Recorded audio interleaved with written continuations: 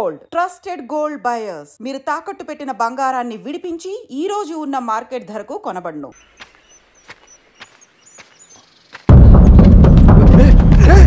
భయపడదు, నేను చంద్రుడు మనుషులు. నన్నేం చేయకండి, కూర్చోబెట్టండి. మీకు కావాల్సింది దీంట్లో ఉంది.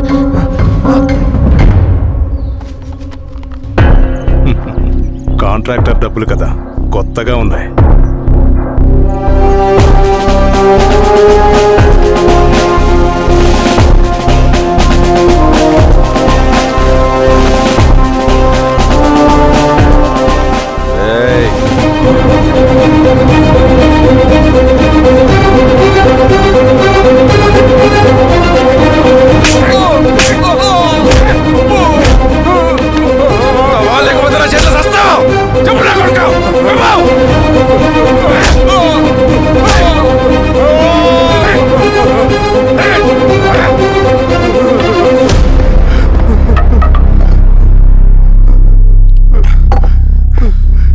వీళ్ళ అన్న మీదున్న ప్రేమ అభిమానం ముందు మన పోలీస్ లాఠీలు ఓడిపోయాయి.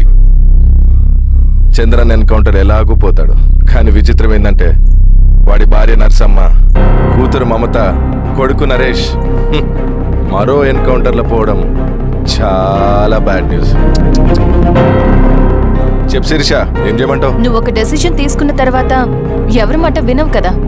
హే దాస్ సార్, రేపు మార్నింగ్ న్యూస్ పేపర్ వద్దని చెప్పు. సరే సార్. తెలిసిన విషయం మళ్ళీ చదవాలంటే చాలా బోరింగ్. నేను చెప్తాను సార్, జరిగింది మొత్తం నేను చెప్తాను సార్. సింగన్న దగ్గర నేను 20 సంవత్సరాల నుంచి పనిచేస్తున్నారు సార్. పేదవాళ్ళ కోసం అన్న చేస్తున్న ఉద్యమంలో మేమందరం చాలా కష్టపడి పనిచేసేవాళ్ళం. కానీ ఒకరోజు నేను చెప్పినంత చెప్పి ఈశ్వర్ రెడ్డి దగ్గర 10 లక్షలు తీసుకురండి. దేనికన్నా ఇదంతా? దేనికేంటి? మొన్న ఆ కాంట్రాక్టర్ దగ్గర నుంచి, నిన్న బిల్డర్ దగ్గర నుంచి, ఈరోజు ఈశ్వర్ రెడ్డి దగ్గర నుంచి. అధికారం కోసం. డబ్బు ఉంటే అధికారం వస్తుంది, అధికారం ఉంటే డబ్బు వస్తుంది. నాకు రెండూ కావాలి. హిట్లర్ పెయింటర్ అవుదామని అకాడమీలో జాయిన్ అవ్వాలనుకున్నాడు, కానీ పనికిరాడని చెప్పి రిజెక్ట్ చేశారు. హిట్లర్ ఏం చేశాడు? నాజీ పార్టీ పెట్టి జూస్కి అగేన్స్ట్గా అందరినీ కూడగట్టి ప్రపంచాన్ని ఉనికిచ్చాడు. మొహమ్మద్ అలీ జిన్నా నేషనల్ కాంగ్రెస్ పార్టీలో ఎదగాలనుకున్నాడు, ఎప్పుడూ పట్టించుకోలేదు. ముస్లిం లీగ్ పార్టీ పెట్టి ఇండియాని రెండుగా చీల్చేశాడు. పాకిస్తాన్కి ప్రధానమంత్రి అయ్యాడు. ప్రపంచంలో ఎక్కడైనా సరే 2 కులాలు, 2 మతాలు, 2 ప్రాంతాల మధ్య చిచ్చు పెడితే చాలు, అధికారం వెతుకుంటూ మన కాళ్ళ దగ్గరకు వస్తుంది. జమ్మూ అండ్ కాశ్మీర్ నుంచి మహారాష్ట్ర, గుజరాత్ ఎక్కడైనా సరే, ఎవరైనా సరే ఇదే గేమ్. నేను అంతే, ఒక మామూలు కార్యకర్తగా దళంలో చేరాను నేను. కానీ ఈరోజు న్యూస్ పేపర్లైనా సరే, జనాల్లో అయినా సరే, ఎక్కడైనా సరే ఒకే పేరు, Singanna, Singanna, Singanna. And I love that. Naxals కొంటే ఈ అడవినే శాసిస్తాం, రాజకీయాల్లోకి వస్తే రాష్ట్రాన్ని శాసిస్తాం.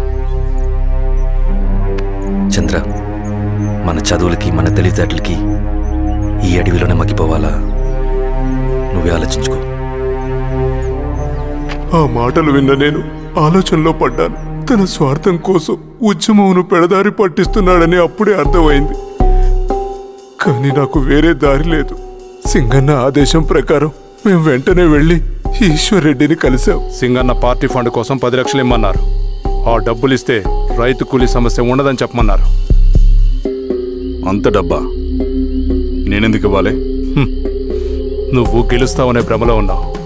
ప్రజలంతా అమాయకులు కాదు రెడ్డి. ఈ ఊళ్ళో ఏం జరుగుతుందో నువ్వు మాకు చెప్పక్కర్లేదు. మీకు పార్టీ ఫండ్ ఇస్తే మాత్రం నేను గెలుస్తానని గ్యారంటీ ఏంటి? తప్పకుండా గెలుస్తావు. ఆలోచించుకో, తెలివైన వాడివి.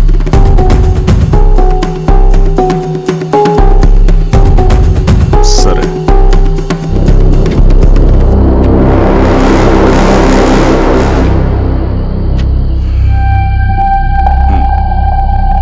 కానీ నాదో కండిషన్. నేను సింగన్ని పర్సనల్గా కలవాలి. చూస్తా, కానీ ఒక విషయం, ఈ మ్యాటర్ బయటికి రాకూడదు. జాగ్రత్త. సింగన్న స్ట్రాటజీ ప్రకారం మాకు ఈశ్వర్ రెడ్డి దగ్గర నుంచి డబ్బులు వచ్చాయి. అప్పుడు నరసింహుల్ని పిలిపించి, నువ్వు ఎలక్షన్ నుంచి విత్డ్రా అవ్వాలి నరసింహులు. విత్డ్రా 30 సంవత్సరాల తర్వాత వచ్చిన అవకాశం అన్నా ఇది. గెలిచే ఎన్నికల్లోంచి తప్పుకోమంటారేంటి? ఎందుకన్నా? నిన్ను ఈ ఎలక్షన్లో నిలబెట్టింది కమిటీయే, విత్డ్రా చేయమనేది కమిటీయే. సెంట్రల్ కమిటీ ఏం డిసైడ్ చేసినా అది మనం ఫాలో అవ్వాలి. మనకి వేరే ఆప్షన్ లేదు.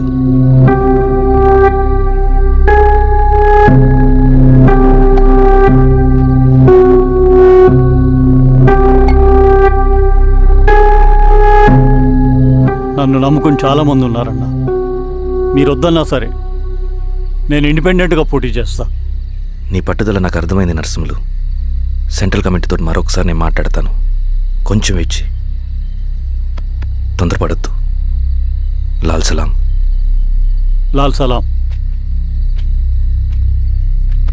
తన మాటకి ఎదురు చెప్పిన నరసింహుల్ని క్రూరంగా హత్య చేయించి ఆ హత్యను ఈశ్వరెడ్డి చేయించాడని అందరినీ నమ్మించి ఆ తర్వాత ఈశ్వరెడ్డిని కూడా. ఏంటి ఈశ్వరెడ్డి గారు, కలుద్దామనుకున్నాం కానీ ఇలా కలుస్తామనుకోలేదు. ఏంటంత కోపం? ప్రజానాయకుడు నరసింహులు చంపినందుకు నీకు మరణదండనే. ఇంతకీ నన్ను ఎందుకు కలుద్దామనుకున్నావు? నరసింహ చావుకి నాకు ఏ సంబంధం లేదు. నిన్ను కలిసి ఊరు సమస్యలు, ప్రజా సమస్యలు పరిష్కరించు. అడవికి సింహం రాజు, అడవైనా ఊరైనా ఈ సింగన్నే రాజు.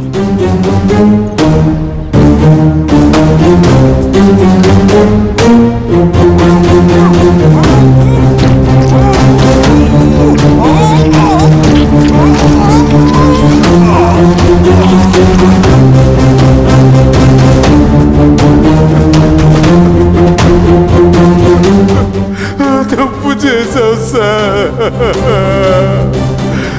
మొత్తం సింగన్నే చేశాడు. ఇంకా చెప్పాల్సింది ఏదైనా ఉందా? శిరీష ఆ రోజే చెప్పిందన్నా. ఇన్నాళ్ళ పోరాటంలో ఏం జరిగిందన్నా? ఏమీ లేదు. శిరీష వల్ల వాళ్ళ ఊర్లో రైతులకు భూములు వచ్చాయన్నా. నీ వల్ల చాగి అన్యాయంగా గొంతు కోసుకున్నాడన్నా. నరసింహులు, ఈశ్వర్రెడ్డి, ఇంకెందరో అమాయకులు నీ అధికార దాహం వల్ల బలైపోయారు.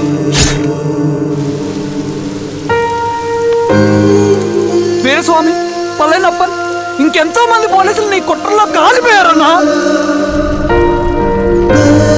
ఏంటన్నా, నీ వెనుకున్న పాపానికి మన దళ సభ్యులు ఎంతో మంది అమాయకులు చచ్చిపోయారు.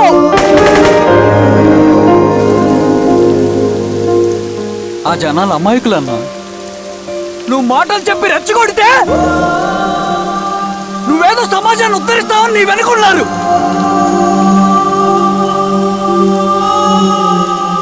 వాళ్ళకి కావాల్సింది కరప్షన్ లేని సమాజం. అది ఊరైనా అడవైనా.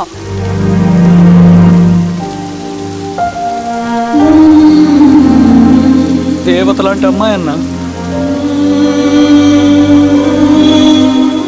బతికినంతకాలం అందరి జీవితాన్ని బాగు చేసిందన్నా.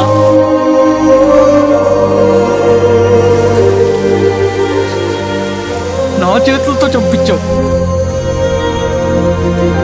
నన్ను మనిషిని కాకుండా చేశావు. ఈ జెండా అడ్డు పెట్టుకుని చేస్తున్న దురాఘాతాలు, ఈ సిద్ధాంతపు ముసుగులో జరుగుతున్న హింస, దోపిడీ, మోసం అన్నీ ఆగాలి, ఆగిపోవాలి.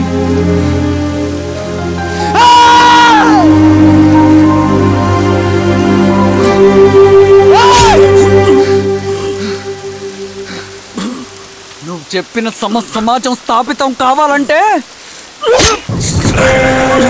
నువ్వు సమాధి కావాలి.